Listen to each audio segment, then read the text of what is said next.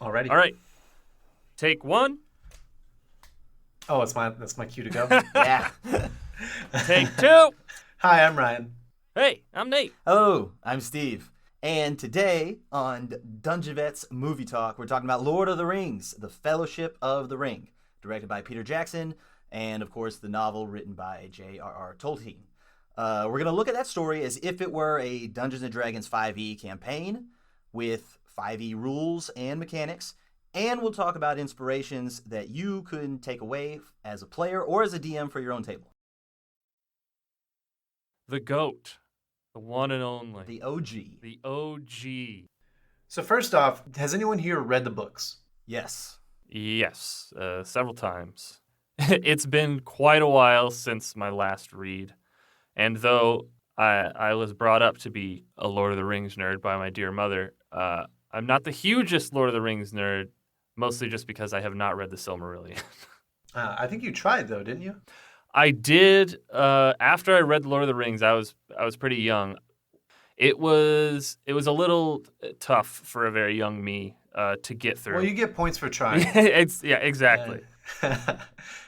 So I've read the books as a kid. It's been so long, and I've just in preparation for this, I watched the extended edition yesterday, which was... Oh, you ended up watching the extended edition? Yeah, it's 3 hours and 48 minutes.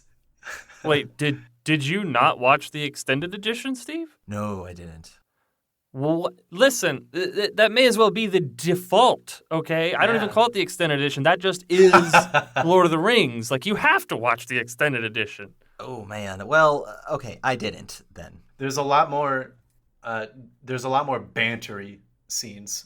That's a lot of it is basically more character moments. Yeah. Gimli gets more lines. Yeah, that's true. How do we want to start this off? You want to start from the very beginning of the movie? Well, I was going to say, I feel like everyone knows what happens. It's the GOAT, it's the OG. Yeah, I don't think there's any real need to summarize.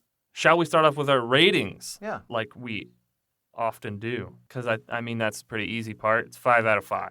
Especially for us talking about how it relates to D&D. It's arguably the father of D&D. I agree. I actually thought about the rating a lot because I am pretty critical, and because if you were to give me a story that is a lot like Lord of the Rings today, I would probably be bored by it. I would probably say, whatever. I've seen this 1,000 times. But Lord of the Rings did it first, and it did it first decades before anybody else did anything like it. And, I mean, the movie came out in 2001, and the movie still holds up today as an action movie, as a sci-fi fantasy movie. It's crazy that a movie from 2001 holds up so well today. And I remember the first time I saw it. I remember how mind blown I was. 5 out of 5. I think it exceeds a lot of modern standards, too. And the level of dialogue in action fantasy movies has degraded so much from this level. And, this never really was a level. It was always above everything else. So, it's the gold standard. Yeah, it's the gold standard that has only been met by one series of fantasy movies, and it's Lord of the Rings. It is the standard to which we compare all other fantasy media, really. So, good job, Peter Jackson. Yeah, very good job to everyone who worked on that movie. And to be fair... The movie is famously very loyal to the book series. Things were cut out of time necessity, but not a whole lot of things were changed. Yeah. Take notes, everyone else. All right, so 5 out of 5 for all of us. And cool, let's look at D&D then. Yeah, jumping into, as from the DM's perspective, lessons that you can take from just this one movie alone there's so many. We're not even able to talk about them all. But starting with the opening scene. The opening scene is an overture sequence basically giving the background behind the Ring of Power and all the rings that came before, why the ring is important, why this object, if you're running a campaign that is based off of a magic item or an object, why it's important. You can take this opening scene, and if you're extremely good at giving a cinematic sequence with your voice and music and all that, that's great. But if you're not, like me, you could take this opening sequence and make a high-level one-shot out of it, just to immerse your characters, your players, in the story. to give them more context into the story and why the ring or whatever is going to be super important in your campaign. Your players will have lots of fun doing this. They will all likely die, and one-shots made in contexts where players die are very fun because Glorious death. glorious death. I think we've made it pretty clear that we are strong advocates for having prequel one-shots for your campaign because it's such a great way to introduce a little bit of history and the characteristics of your setting in a super fun and engaging way. And when players build the world, they're more invested in the world. Exactly. Players Totally. build the world, they're more invested, and when players have more context, the characters don't need to have that context. If the players have the context, they will deem whether or not their character will have the context. And from a world building perspective as well, if you want, the events of that one shot could have an effect on how your setting develops. You know, if you're doing a prequel, this can help you develop your own world. And if your campaign later sort of harkens or references back to the events of the one shot based on the player's decisions, that's another really cool moment as a player. Like, I caused that. Yeah, that was me. That was me. Sorry, guys. Or you're welcome, guys. One of the two. And as a final note, your players could also play the high-level versions of the characters they're actually going to play in the campaign. So if they want to sneak peek at what a 15th level fighter looks like or what a 15th level wizard looks like, it's a good dry run to see if they really want to go that route the entire way. We're going to push this concept Absolutely. Of the prequel one-shot anytime that there's a little bit of history blurb at the intro of a movie. Anytime. We're going to be like, oh, look, you established the history of the world a little bit. Here's what you could do. Yeah, and tell you, do it. Yeah, do You're it. not going to regret it. With Lord of the Rings being the grandfather of D&D, what does this look like as a campaign? So how does this look like on the table? You know, what's the DM doing? What are the players doing here? Well, the DM starts the actual campaign in the Shire, 2,500 years after the set of his prologue, or her prologue. And we meet Frodo and when Gandalf comes to town. And let's just go ahead and get this out of the way. Gandalf is not a PC. No, He's not a player character. Gandalf is a great DM NPC. And we'll talk about why it's great. And he doesn't necessarily start out great. Overall, I think Gandalf is a great DM NPC, but we'll get into that. This is just setting the stage, right? Setting the stage of the world that will be destroyed should you not go on the quest. And I would argue even getting a little bit railroady. Yeah. Like, hey, here's your MacGuffin. Here's a DM NPC telling you exactly what you need to do. Session 1 is going to be railroady. Of course. I don't necessarily think that's such a terrible thing. Railroading has its uses in moderation. It's almost like we're getting into trying to get all of our PCs in the campaign. You know, we start off small. Maybe maybe this is an example of a table growing to get more players. Yeah, because I guess when you look at it later on in the books, there are a lot of different, or not books, in the movies.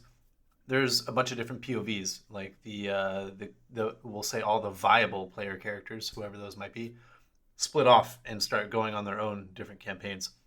So maybe this is like a table of 8 people, and then the DM is just like, okay, I'm not going to DM you guys all at once. You're going to be DM'd on Tuesday, and you're going to be DM'd on Thursday. There you go. And those are how the campaigns split off. So then we think that the person who plays Frodo is different from the person who plays Aragorn, and everyone has their own player. Yeah, and sure, maybe the hobbits are new players, and so they get like a slightly easier campaign. DM to your audience. And yeah, the hobbits would be different in D&D proper. They would be a little bit more assertive and agentic, I think. Yeah. Well, even still, in the second movie, those hobbits, those halfling adventurers, basically just charisma their way into the trees, the Ents, and then convince them. They're players that don't want combat. They're different from us in that they just want to try to solve everything with some weird roundabout trick. If that's how your table has fun, then great. Play to your players. Not everyone wants to roll dice all the time, and some people only want to roll dice, Play to your players. So then we have okay. So let's say we have 2 tables then, or the DM tries to run all at one table, and he gets everybody at Rivendell and is like, this is too many people. Yeah, he's got like a growing. But you start with them meeting Aragorn. Yeah. Maybe your veteran player who comes in is like, yeah, I'll help show them the ropes and things. And then your freaking veteran player goes and blabs about the campaign to all his friends, and they're like, yo, can we play too? This campaign sounds awesome. And now you bring them all together, and you're like, oh my God, I can't handle this kind of table. And Aragorn's player, he's like, also, when you introduce my character, can I be like in the shadows with with the pipe bowl glowing just under my eyes, with the smoke curling up? Also, I'm a king. Oh, yeah. Yeah. He's the super edgelord player. He's like, yeah, I want to be in the shadows, and I'm like mysterious, but also like I'm actually like a king, but I don't even want to be the king. And I know exactly what's chasing them, and I'm the only one in the entire village of Bree who knows how to stop them. Yeah, and it's perfect because, yeah, I like it that the idea that this player then blabs to all his friends, and then they all have different ideas about what they want to play. So, like, okay, the DMs are like, yeah, everyone's playing halflings. We're going to just kind of do this, like, halfling thing. And everyone shows up. A superhuman elf, a dwarf, a king, and then the other human, Boromir. I'm like, all right, well, it's a good-looking party, but it doesn't fit the idea of what I initially wanted. But we'll run with it. We'll see how it goes, and now I got to bring my DM NPC back. He kind of gave you the quest and left. We got to bring him back. But, yeah, 8 players... That's Critical Role right there. Dang. Yeah, well, they're a bunch of professionals who with drama experience. But like with 8 normal dudes who watch Critical Role and think they can do Critical Role. Yeah, man. You sit those 8 people down, and all they're going to do is talk and try to break the ring with their battle axe. And it's not going to work. You need the DMPC. But yeah, it's the DMPC becomes necessary when you have that many people at the table at the same time. You gotta steer the ship. And without Gandalf, this is a very low magic setting. So it allows the DM lots and lots of opportunities to actually help the party, which he takes to great effect. Yeah. So I guess after Rivendell... Yeah, they set off to... Well, first I think they're going to the Gap of Rohan, right? And then they get turned around. Yeah. Because we get that awesome scene of Aragorn carrying 2 hobbits in the snow, athletics check for days. And then they end up deciding to go through the mines of Moria. Well, so it's almost like the DM's like he built this whole dungeon, Moria, but the players keep wanting to go somewhere else. Maybe the DM gave them a map, and they're like, well, why don't we just go here? And it's like, no, orcs or warg riders. And then they're like, well, about the mountains, we'll try that. And he's like, sorcerer! Ah! And they're like, oh, okay, I guess we'll have to go through this dungeon that I spent 20 hours meticulously crafting. Man. Yeah, exactly. It's a bit railroady there, mines! illusion of choicey there. Yeah. Which, again, but it's not wrong. It seems like that would be a pretty interesting sequence of events to get there. It's not the DM saying... well, no, you can't go there. It's like, okay, yeah, you can try to go there, but something is going to happen that's eventually going to lead you to where I want you to go. But what we actually see here is he's like, yeah, you can try to go through the mountains. Let Gandalf try to ward off the sorcerer, and we'll see if that works. Oh, it didn't work. This is a DM who's railroading, but really trying hard to make it look like he's not, which is the right way to railroad. If you're going to railroad, don't make it look like you're doing it. Make it seem natural. Yeah, there's a good way. yeah, and he's so good at doing it that when Gimli recommends going through Moria, he's like, if I had a choice, I would never take that choice, or something like that. I would never go through the mines of Moria. But then he's just like, okay, good, I sold it. I sold that I don't really want to go into the mines of Moria. Yeah, and then the idea of Aragorn picking up the hobbits and like Literally being they're carried. just so RP oriented. They just don't even want to progress the story at all. And he's quite literally like, "Come on." That's part of the DM trying to turn them around. He's like, well, it's difficult terrain. Like the hobbits won't even be able to make it. And Aragorn's like, nat 20 on athletics check. I carry 2. And isn't Boromir carrying the other 2? Yeah. Merry and Pippin. So like, yeah, both of the humans are just rolling really high right there. And then the DM is forced to say, oh, well, it's actually a sorceress storm that's causing it, and it's too much. But before we get to the mines, there are a couple of, I guess, very fun sequences that take place just in the middle of the travel. But don't be in a rush. Players enjoy the post-travel campfire, what are you doing activities. And the battle master or the fighter Boromir teaching these non-martial halflings and hobbits how to fight, that is something that is super common at tables. They don't have short sword proficiency. Maybe you can give them to that. Totally awesome. And one thing I really wanted to bring up with this is how it's an example of giving your players time to have character moments. In a lot of cases, you see when they go through some stuff, like you said, it's kind of that post-travel thing or post-conflict thing. Put them in a safe place where the characters can just talk and RP and have their moments, reveal each other's backstories a bit, or develop each other's characters, have these interactions, which I think is extremely valuable in a campaign especially where your players are really into the RP aspect. Give them time to reflect about what they just went through and how that experience made the characters feel. And if your players aren't the type to take it, then you can skip it, but just give them the opportunity to. And so I just thought that was a really cool moment to bring up. And then it's funny too because the 2 halflings end up taking Boromir down, and another fun moment. Yeah. Aragorn's with his pipe in the background, like, "Oh, move your feet more," blah blah blah. Yeah, a lot of the most enjoyable moments in D&D for me are those just little like downtime kind of casual things where the world's not ending. It's just your characters being their characters and having fun.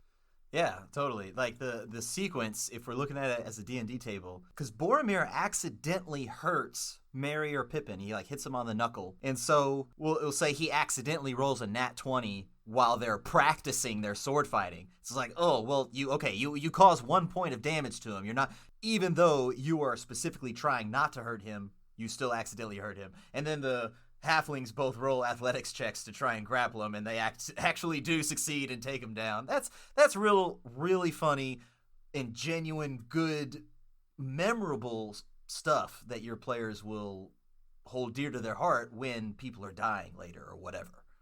And a great way to get some dice rolling in a small, fun social moment. Yeah. For those people that just need to be rolling all the time.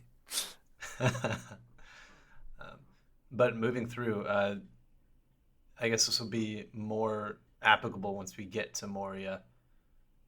But the whole idea of Moria is great because the DM has sat down with the dwarf player and is like, okay, your family is from these places and all that. And he's like, okay, my family's from Moria.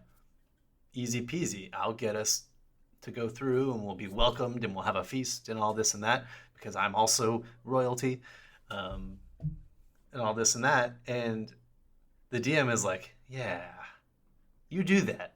Yeah.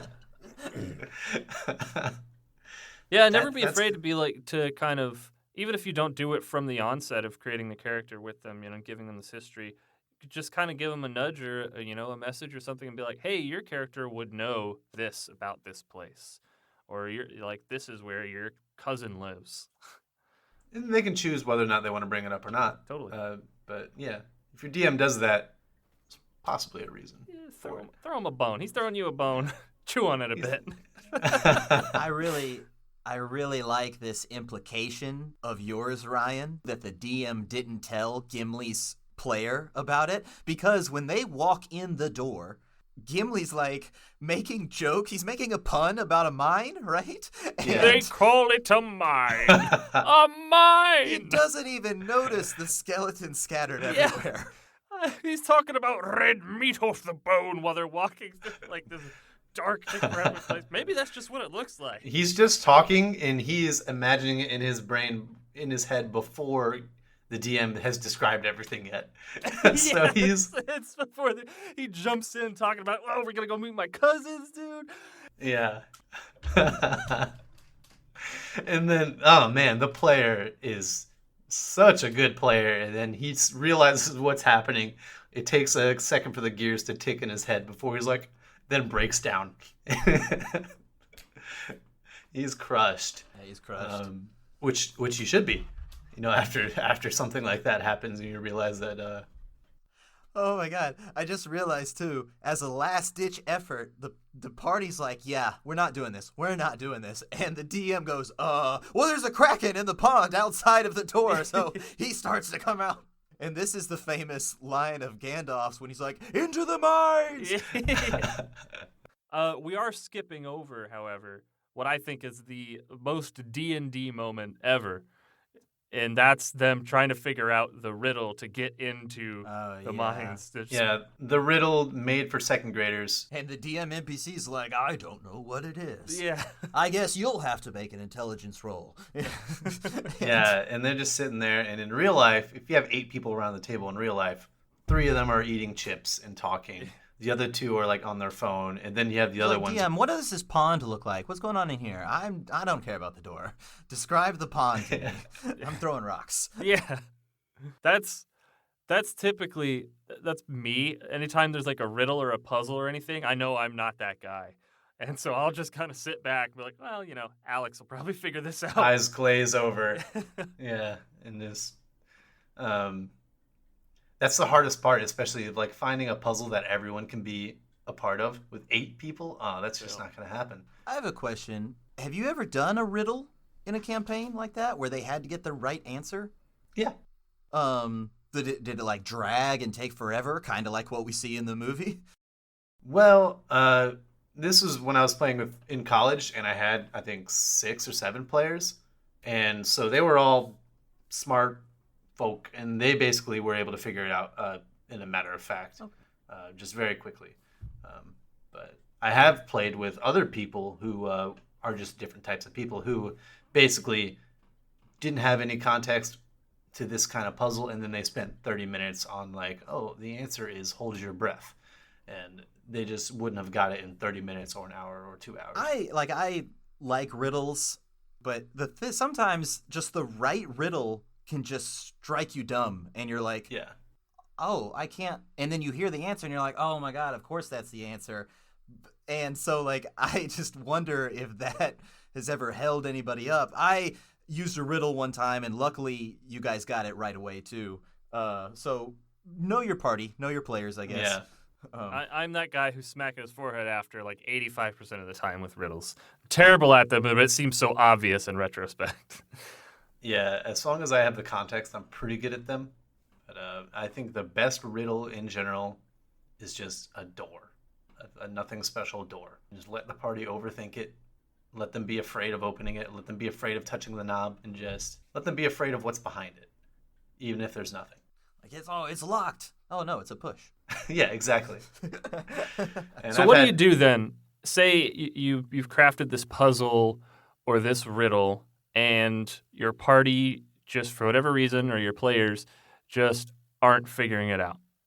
That's when How you do you just, handle? Yeah, so you don't do rolls. You just let them RP figure it out. And this is where the players are having fun, not the characters. The players are the ones doing the interacting with the world. And if the players aren't getting the puzzle, speak friend and enter, then you say, Frodo, make an intelligence roll. Or one of the players asks, can I make an intelligence roll? Which is just courtesy, D&D courtesy for, can I have a hint? Yeah, and I think that's my preferred way for like a riddle. Like if you're not getting it, then maybe your characters would get it, even if the players don't. And sometimes it's the case that we're playing a character that is better at something or more savvy and more clever than we are as a player. I definitely have played characters like that where like, this dude's smarter than I am. So, yeah. And that's the case where you can be like, I would like to roll and see if my character knows this, or if my character can come up with something that I can't as a player. How do you even RP a 20 intelligence. Yeah, I just know everything. Robert Downey Jr.'s version of Sherlock. Yeah. Comes to mind. That's about it. That's a great character. Inquisitive rogue. I would love to play that guy. Yeah. You find a way to drop hints in a way that helps things flow naturally and isn't, I would say, use just dropping the answer as a last resort. Yeah, as a last resort, maybe say like, oh, out loud, oh, it seems to be in this language. And then any of the players who know they have that language will be like, I speak that language. Just like they will, I have dark vision. They know what languages they speak. That's a good way to get people engaged and be like, oh, maybe I can figure this out. Or, maybe, it's a big stone structure. And the dwarf is like, I can roll intelligence or history checks based off of stone things. Totally. Yeah, so know what your characters can do. As a DM, know what your players can do. Yeah, absolutely. And then if they don't get it, if they're not having fun, then scrap it, try again at a different time. The answer is this. Maybe goblins can open the door and come out and attack. And you get a little combat encounter. It livens things up right away. The door is then opened, and they don't have to solve the puzzle that they couldn't solve anyways. Exactly. Yeah, there's another option is just basically take it away through different events. It's not just dropping them the answer. I gotta admit, I feel bad for the DM a little bit when he's just like, okay, you guys did it. The door's open. This is so cool. You guys can go and enter the mines of Moria. And then they're just like, nah, I don't really feel like it. And then you're like, Kraken! You are going into this dungeon. But eventually they get in. And Gimli has his mental breakdown. And in very D&D style, they wake the hive of goblins or whatever is living in there. And they are all armed and armored, just as D&D monsters always are. Yes. They were just ready for a fight. Don't know what they were doing. It's just how orcs hang out. Yeah, they just sit completely in their armor, sleep in their armor next to their swords. But then we have the first big fight of the campaign. I would say, this is a very big, hectic. Every character is involved in some way. This combat would probably run 3 hours in real life, just because you have 8 players and then all of these monsters and everything. Not to mention the sub boss, the cave troll sub boss. Really cool combat encounter. Really well designed if you think about it from a D&D perspective. You kind of have these waves of smaller enemies. You have ways to kind of hold them off for a little bit, or at least, control the flow of them in that they're trying to hold the door, things like that. Some time to prepare for a combat encounter is coming, but with limited resources. They're just kind of stuck in this room. And then, like you mentioned, the sub-boss, the mini-boss of the cave troll coming in. And also a really great battle map. If you guys remember, it's like a big square. I think there's 4 pillars. There's the sarcophagus in the middle, and then there's an upper ring that they go walk around. So it's a great layout to have multiple levels, and you can also have a big troll that can reach the top and bottom level. And so, a very interesting combat encounter in D&D as much as in the movie. You engage your martial characters very well. So Legolas, Gimli, Boromir, and Aragorn are all busy doing their engaged in combat, and then you send in the cave troll who goes after the hobbits or the real objectives here. And then now all those martial characters have to finish what they're doing or disengage to go and help them. Yeah, I would say figuring out, basically getting your martial characters engaged and then going after the wizard who's weak in combat or the bard who's weak in combat, targeting them, getting everyone else involved is always a pretty good it's like a good fun thing, especially if you have characters who like to boast, like, oh, I didn't even get hurt in the last combat encounter. Like, got it, I'm coming for you. Especially the one who's carrying the MacGuffin. The guy who's carrying the MacGuffin. So the hobbits were talking about how they got away from the Nazgul without doing any combat whatsoever. And the DM, again, he's just like, okay, good. Mm-hmm. You haven't had combat. All right, you'll taste combat. And this is, I think, is a very minionized gameplay. When you have these big hordes of these orcs who are not particularly powerful orcs, and you have these. I mean, what would you say at this point? the four martial guys are like second tier, maybe early third tier characters. So they're sweeping through these orcs pretty easily. But you're still able to tax them for resources, tax them for health, and then with the archers everywhere in Moria, just constant ticking and ticking and ticking. Basically keeping a slow squeeze of pressure on to keep drama going on at your table. You're using the action economy to your advantage there, and like you said, draining their resources. And the big part of this is having your enemies, even if they're monsters, play smart. It doesn't always have to be that way, but they're going after the weak ones, you know? They're not just sort of diving towards the strong guy in front. Yeah, and this is a world building example to where there's evil for the sake of evil, which a lot of people don't like. I'm not the biggest fan, but it is great at galvanizing a group of players against something that needs to be taken care of. And if you just have waves of orcs who have no care for their own lives, hack and slash your way through it. It's fun to fight zombies. The zombie is basically the overall archetype of the creature that just throws its life away, right? Mindlessly. Charge, charge, charge. I don't care about tactics or anything. And it's fun. It's always fun. Agreed. Mm-hmm. Zombie killing it's a grand old time. So I guess the next part is they're successful. They beat the cave troll and everything else, and it was a very sad moment, and your players are probably gonna be like, are there other enslaved cave trolls? Can we go and save all the cave trolls?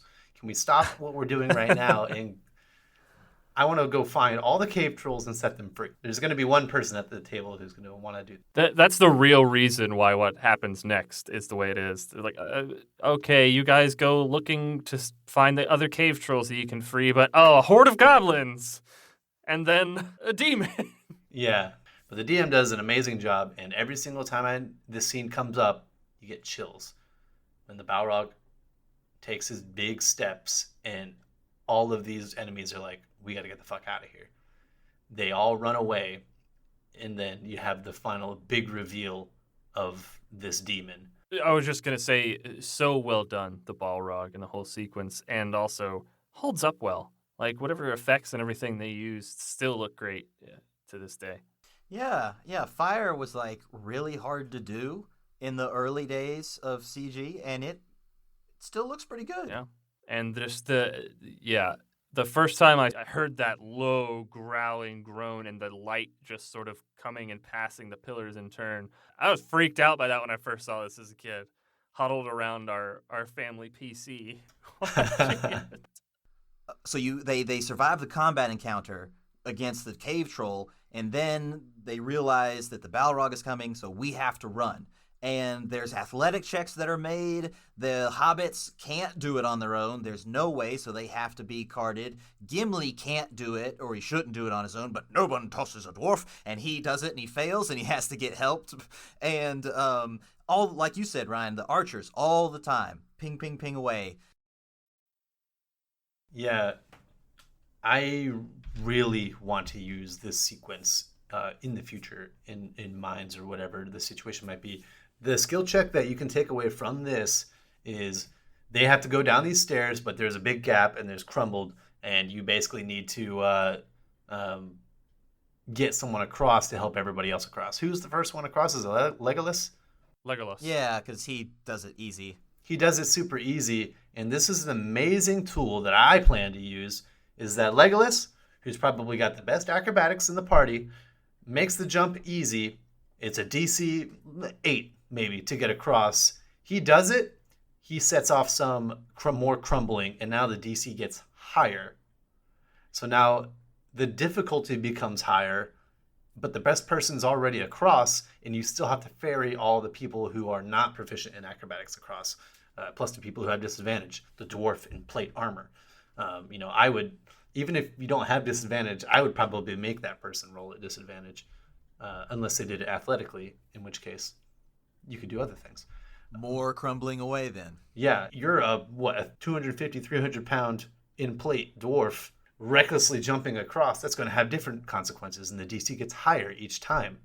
And now the person has to carry 2 hobbits, which is also a disadvantage, and then also make an athletics check to get across. And at the same time, you're not rolling 8 dice for each of the players for arrows. You're just rolling, seeing if it's going to hit or not, and then maybe it's going to be 1d4 or 2d4 to everybody, and scratching that up a little bit.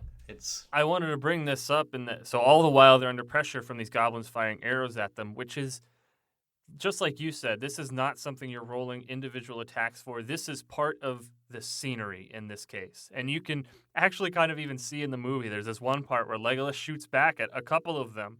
You know, he hits one straight between the eyes, another one in the chest, and each time, another one just pops up right back in the same place. And that's kind of a way to communicate, like, you're not going to get rid of this threat. There's too many of them. Like, you see that one go down, and another just takes its place right away. These are your initiative 20 layer actions.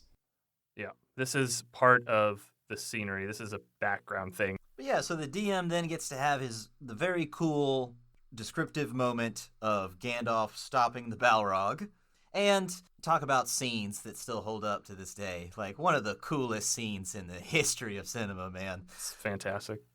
It's the DM's like, I think they can handle it on their own now. The DM NPC is going away. Little does he know. Yeah, and players are probably endeared to him by then. And so it's, oh yeah, all that crazy stuff Gandalf's able to do. Yet in every combat sequence, he just takes out a sword. Yep. Yeah, he's wielding that sword too, man. I mean, that's the DM being like, I'm not going to take care of this for them. Yeah. Gandalf, cast a fireball. No, I'll use my sword. Oh, sorry, the mines are interfering with my magic. So. Yeah. Fun lore fact. Gandalf and the Balrog of Morgoth are both technically the same sort of entity. They are both Maiar, I believe. Please tell me I'm not wrong on this, and I'm going to get slammed. Another fun fact, Ian McKellen broke his foot when he was falling into the abyss with the Balrog. I did not know that one, actually. Yeah, I knew of the classic Aragorn kicking the helmet scene. Yeah, and then so when he had to climb out of the abyss for the rest of the other movies, he had a broken foot. Wow. Good job, Ian McKellen. Oh, speaking of Ian McKellen, old man fight. Oh, yes, we skipped over. I mean, this is kind of something that the DM is just doing on his own, I guess. Yeah, that's why we skipped it, because we're not treating Gandalf as part of the campaign, really. So yeah, I really don't have much to take away as to bring this into D&D. I just always want to bring this up, just that the cinematography went on far too long. And the fact that it's like two of the most powerful beings walking Middle-earth flinging each other around. Flinging each other around like you're right. The cinematography, there's scene after scene after scene of just just old man noises as they're being flung around. Yeah, and then Saruman has won, and his decision is to spin Gandalf on his head. Yeah, all the way up to the top, the tippy top of the tower. Yeah, and then he's just stuck up there. So not quite everything holds up. Quite possibly one of the... Even when I first watched it, I was like, this is a little strange, but, you know. We had a watch party a couple weeks ago at our buddy's house, and when that scene came up, everyone's just laughing because it is no longer a serious context. Speaking of, I mentioned the first time I watched this around my family's computers because my mom, huge Lord of the Rings nerd, and my brother, in the early days of pirating things, figured out that he could get an early screening, like a shaky camera version of Lord of the Rings on the PC we had at home. And he told my mom, and he's like, we have to see it. I can't wait for this to come out in theaters. We have to see it. So it's like the 3 or 4 of us all gathered around this, small CRT screen watching a shaky version of The Fellowship of the Ring. And we loved it. My mom went crazy for it. But yeah, now we have done our escape sequence. Yeah. And they get out, and now you have this amazing RP moment where the RP players want to mourn, and they want to stop, and they want to be like, oh my god, Gandalf is dead. By all the divines and whatever he's dead. And then Edgelord McGee is like, come on, let's get going. It's supposed to be swarming with orcs before night down. And even Legolas and Gimli, the other veteran players, are like, Bro.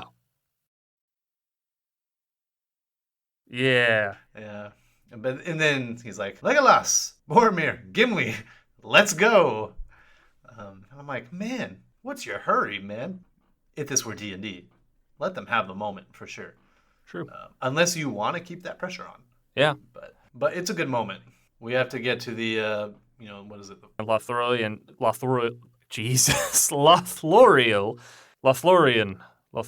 yes. A lot of excellent RP moments. And I think there are two big concepts to talk about while we're in Lothlorien. One is more general throughout, which is conflict between player characters done very well. In a way that, because I think we have a little bit of tension. There's a little bit between Aragorn and Boromir, a little bit between Gimli and Legolas, simply because one's an elf, one's a dwarf. But we see that this conflict between our PCs doesn't get in the way of the party doing what they're meant to be doing. You also have conflict between Boromir and Frodo. And Frodo, yeah. This comes a bit later, but yeah. There's already been one example totally of Boromir interacting with Frodo before this point. Yeah. Oh, maybe. But yeah, it's the way that they don't. It's to me, it's like two PCs that are being courteous to each other as players, but their PCs have kind of a grudge, some tension, but they're playing it well. They're not going over the top. They're not interfering with other people's experience. They keep things going, and eventually they, learn and develop into characters. But it's a process. We've talked a lot about DM advice so far this episode, but as far as player advice goes and taking lessons from Fellowship of the Ring, be like Boromir. Boromir goes through so many different things. If you could be as a character, if you could have your own character, have a backstory, or maybe it's a flaw that they're jealous that Frodo has the ring, that one of the characters has the ring, and let that form RP moments between you and that character. You don't need to steal the spotlight. You don't need to be like, I'm going to be the one to carry the MacGuffin into Mount Doom. But give yourself those opportunities and give the party opportunities to see you do things that may or may not be. It'll be fun to watch, but may or may not be in the interests of the Fellowship of the Ring. Yeah, play well to your flaws. And we haven't really talked very much at all about the ring and its influence, but the ring really wants to be picked up and used, essentially. It's a sentient magic item. Yeah, and it would be interesting. So maybe Boromir is not necessarily simply playing to his character's flaws, but he's, failed a wisdom save where the ring is like, yo, come here, come get me. But he does it extremely well. And then once he comes out of that effect, he's immediately regretful. Very interesting party dynamic. The MacGuffin that you're transporting requires constant wisdom saves to be in its presence. I would say maybe not constant. Not constant, you're right. But in certain situations, because it happens when Boromir and Frodo are alone, and maybe that's when the ring's like, here's my chance. Yeah, if you're like me as a DM and you're like, oh man, I don't want to just rip off the Lord of the Rings. Stop thinking that way and do it. Rip off the Lord of the Rings. Just do it. Everybody out there who makes this content is going to be happy for you and already does it steal from all of these other pop culture things. Even if one of your players is like, oh, this is kind of like Lord of the Rings.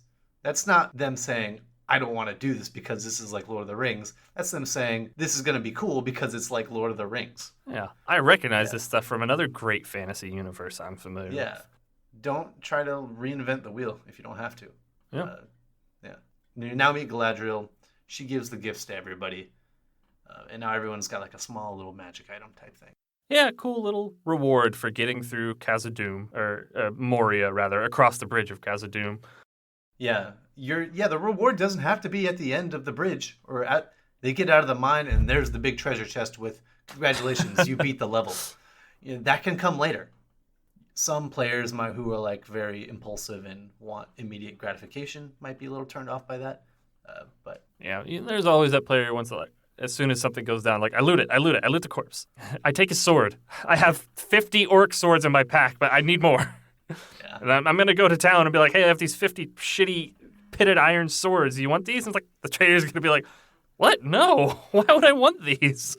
I would be so happy. Like, oh man, you failed the acrobatics check to get across the crumbling stairs. You get across, but you drop all 50 of your swords. Or maybe you're climbing up something and you're dropping swords on your teammates below you. Oh, God. And then if you are successful getting to the blacksmith, he's gonna be like, I don't want these. Why would I want to buy these poor quality things? There's no way I can profit off these. There is one more thing they do in Lothlorien that I kind of wanted to touch on and get y'all's take on as it pertains to D&D. Galadriel showing, I think it's just Frodo, this pool of things. It's kind of like He gets a vision, right? a foretelling. It's kind of like a what could be sort of thing, but how do y'all feel about foretelling and divination used as a tool in D&D? I've tried it and failed, but I don't think it's impossible. I think there are ways that you can do it correctly. But I've definitely been in a campaign as a player where it didn't work out right, and I've been a DM where it didn't work out great. I used it once, and I think it worked out well, but I also think it worked out well because I tied the success of the prophecy to the party and the party's actions. And so I think that if you keep it on the simpler side, divination can be used well, and it can certainly be used well to give the party information to then use to their benefit. But that's not quite what we get here. It's more of a fearful sort of thing. Yeah. So it's I agree. You need to be kind of, if you want to do it well, I think you need to be vague because it can be quite difficult. Very open to interpretation and things. And also, in this case, it's sort of a what could be. This is a what if scenario that she's showing him. So I guess what I think of it in that moment as is that's an RP moment for Frodo's player. It's not so much a divination giving him a look into the future or any information that he really needs. I'm sure that he's kind of aware that it's going to be bad should he fail. And you could tweak the conversation a little bit for D&D purposes. Maybe he just has a genuine back and forth with another party member at your table. But the end result is that you're right. Frodo and his motivation is changed. And so that's RP in D&D. Yeah, his motivation is certainly renewed there, seeing the consequences of his failure. He's pressed to move on despite the trauma they've just been through. There's also the fact that he kind of suggests giving the ring to this NPC, which, that's something that a player could think, like, wow, this person is super powerful. Why are they not taking care of this? And then she's kind of implies, like, you could give it to me, but the world is not going to really be better off for it in a very flashy and intimidating way. If you also like thrown in combat, a cool little twist to this from the campaign that we see in the movie is maybe she does take the ring. And you have a combat encounter where you just have to separate the ring. You don't have to kill her. She doesn't become all powerful, but it's like a temporary building thing. You have to stop it before she becomes all powerful. That could be really cool. Probably with her elf buddies going like, hey, what are you doing to our freaking queen? Yeah. And trying to stop you, not really understanding. You'd have to think about context. it, but yeah. Ideally, you probably want to make that non-lethal in some way, but maybe not. Maybe you don't. Maybe you have to kill Galadriel. But this campaign doesn't go that way. And they leave. They go down the river. Cool world building description time for the DM. Totally. And then they get to the river. And this is where we have our all-important wisdom saves. Yeah, they're taking a break, right? It's like, okay, they're done traveling for the day. And then we have RP moments between Boromir. And Boromir's like, well, I'm going to talk to Frodo. He's off alone for some reason. And you have Sam, who is just constantly just failing at his job. Frodo's been stabbed twice. He's not, he's like, I told Gandalf that I'd never let you out of my sight. I'm like, well, buddy, you have. Listen, I don't want to hear this disparaging of the greatest sidekick in fantasy history. I'm just saying, I wouldn't want to play Sam. It just seems like a tall order. You're right. It does. does. Could be fun, though. I don't think so. Not only are you not the main character, but you never get the spotlight on you. I mean, if you're playing it at the table, I think things would probably go differently than we see in the movie, you know? Fair enough. Certainly. I think that could be fun to have this task of protecting another player character. Okay, yeah, you're right. Yeah. You're right. Especially if you have a good backstory and all that. I could come around. Like maybe you're the retainer of this person, and you've sworn your whole life to doing this thing. See, I think that would be really fun now that I think about it. I've come around. Does Aurelio need a bodyguard? Always. But he also kind of has That's what one. you're already doing. Yeah, he has one. You're already. It's kind of what Nate is playing in our campaign the bodyguard for Steve's character. Manservant. Yeah, not exactly. Groupie. Groupie. All right. That's probably all going to get cut anyways. Yes. No, leave that in, including the part that we're saying right now about cutting. Okay. Very well, fine. They camp by the edge of the river, and Boromir and Frodo. Okay, yeah, they're camping. Boromir and Frodo have this moment. Boromir's like, "This is my flaw, and I'm acting to my flaw." And he goes for the ring, right? Or, yeah, he directly does go for it, doesn't he? Or he goes for Frodo. Yeah, there's kind of a moment of implied aggression. Whatever. He forces Frodo to put the ring on. Indeed. Or Frodo feels his best option is to put the ring on and escape. And I don't know what he does to Boromir while he's invisible. I imagine he does a little hop and uppercut. And then once that's all over, Frodo does an amazing job when he sees Aragorn. He's like, "Hold up. Are you also going to turn against me? He just tried to stop me. Are you going to try to stop me now?" He doesn't know. He's unsure. Great character moment. Great RP moment. Aragorn makes his wisdom save. He does. Yes, he does. Also, another quick note. So you're carrying this super powerful thing, and maybe, you've been explained that it's very corrupting. Hey, you can't use this thing, but we know players. They're going to be like, well, why not? I want to try to use this to do this super powerful. Only when necessary. And then he puts it on, and basically, evil knows exactly where you are. They're going to start sending people. Yeah, it's a good consequence. It's like, yeah, it can give you greater invisibility as long as you have it on. But it also brings the henchmen. Brings the heat. The henchmen are the big puts bad guys. 5 stars It puts in GTA. your wanted level to 5 stars, exactly. Yeah. And, cops come flying in to shoot you. Tanks and Uruk-hai, who show up. Yeah. Uruk-hai show up. This brand new enemy, not the puny little orcs that they've been mowing through previously. These are bigger, stronger, smarter. Surely they won't mow through these enemies just the same. Okay, I mean... Yeah, but now we have another sub-boss. Yes, the Lurts. Is that his name? The Lurts? The Lurts, I don't believe it's ever mentioned in the movie, but yes, he is their leader, and I had a toy version of the Uruk-hai crossbow, and I used to pretend I was the Lurts as a kid, because I thought he was cool. Yeah. He is cool. He's very cool.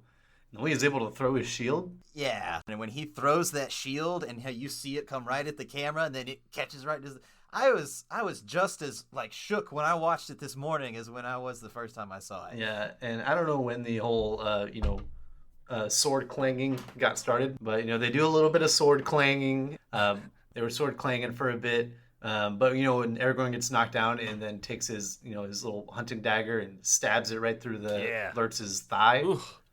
Disarm your characters. Disarm your martial characters and force them to use their sidearms. You have a character who is like, yes, I have this all-powerful great sword. Take it away. Take it away.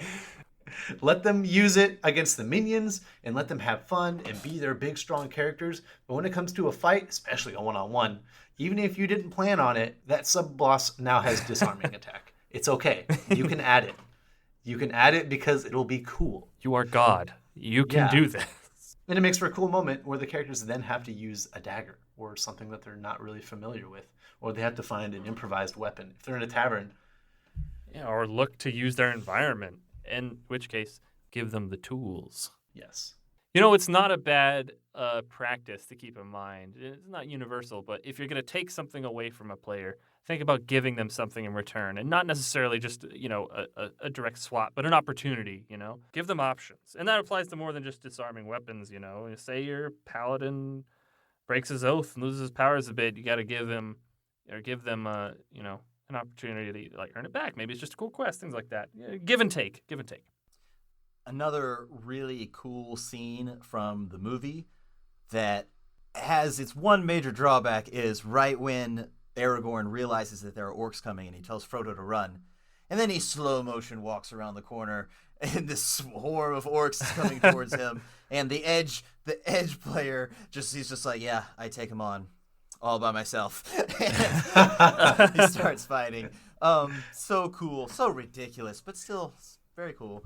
I cast Zephyr Strike. Yes, that's what he does.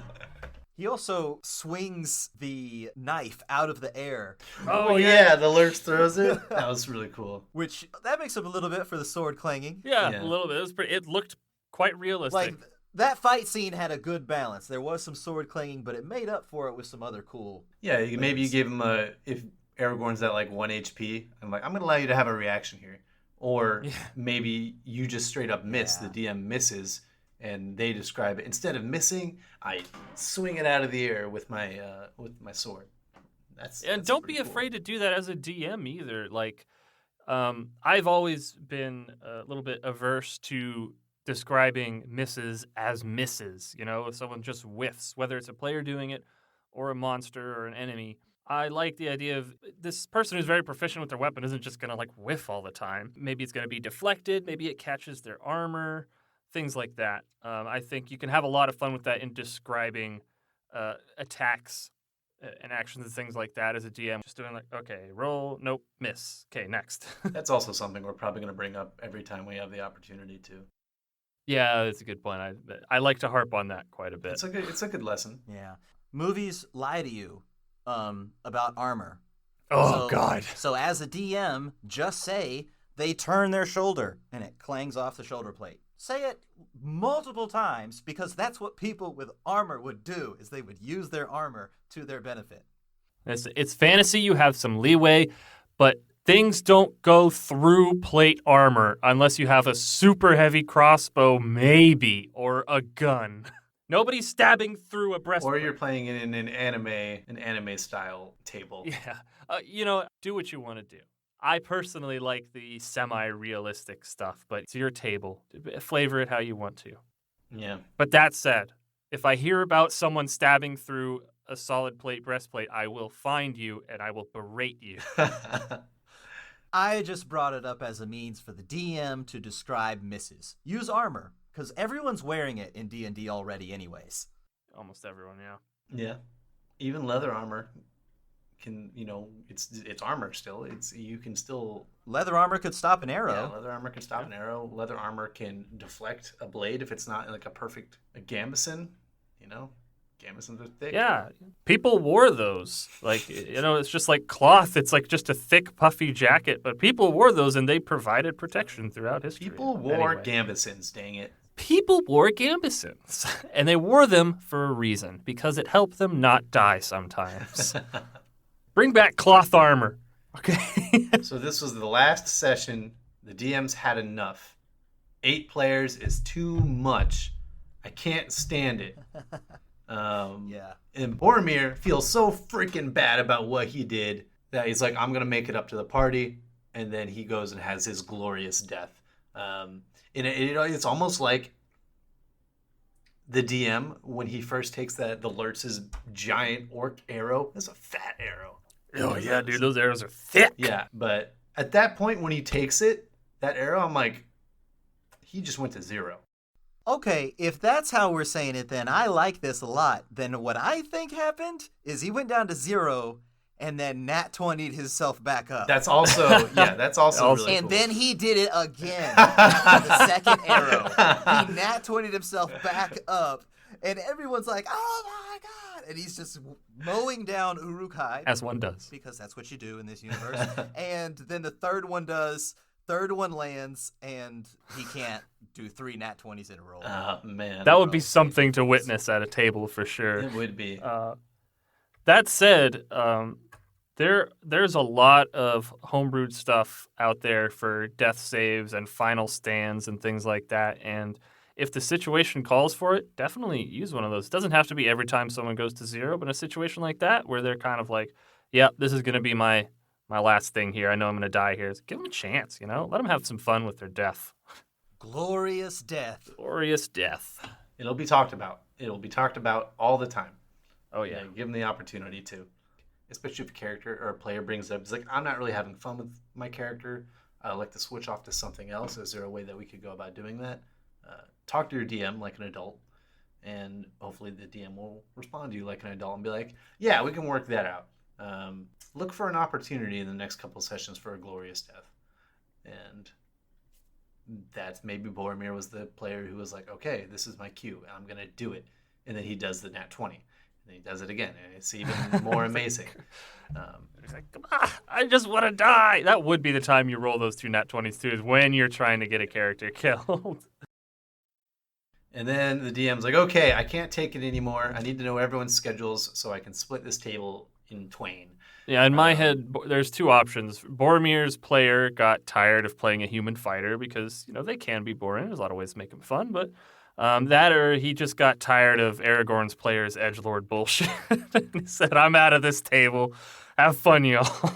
Yeah, that's actually what happened. They like look at the schedules, and Boromir's like, I can't fit my schedule with Aragorn, Gimli, and Legolas. But I can fit in with Frodo and Sam. He ends up playing Gollum. He plays Gollum. He goes from Boromir to Gollum. He's an RP god. Yeah, this guy is an RP god. But yeah, finally the DM's like, all right, we got to split this up, fellas. And he splits it 3 ways, in fact. True, yeah. That would be a little out of the ordinary. Okay, here's what I think happened. Merry and Pippin's players had something that took them away from the table for an extended period of time. So they were captured to be taken back to Saruman.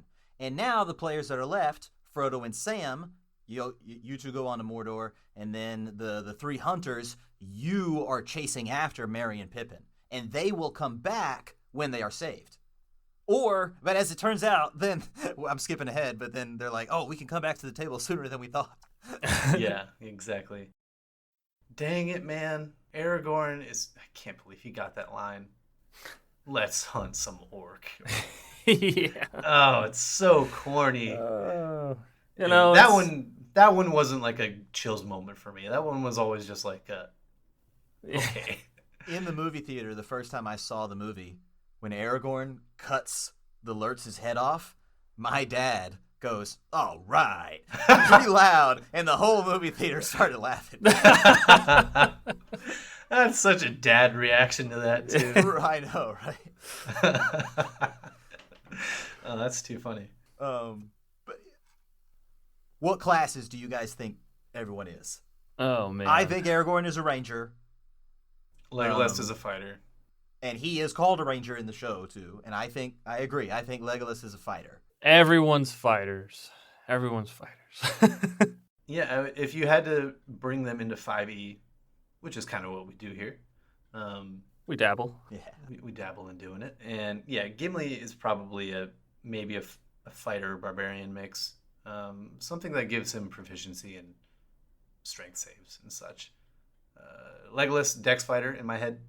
Action surge. Yeah, that's the big thing is him firing all the arrows super quickly. That just screams action surge. That's an action surge for sure. Multiple attacks. Yeah.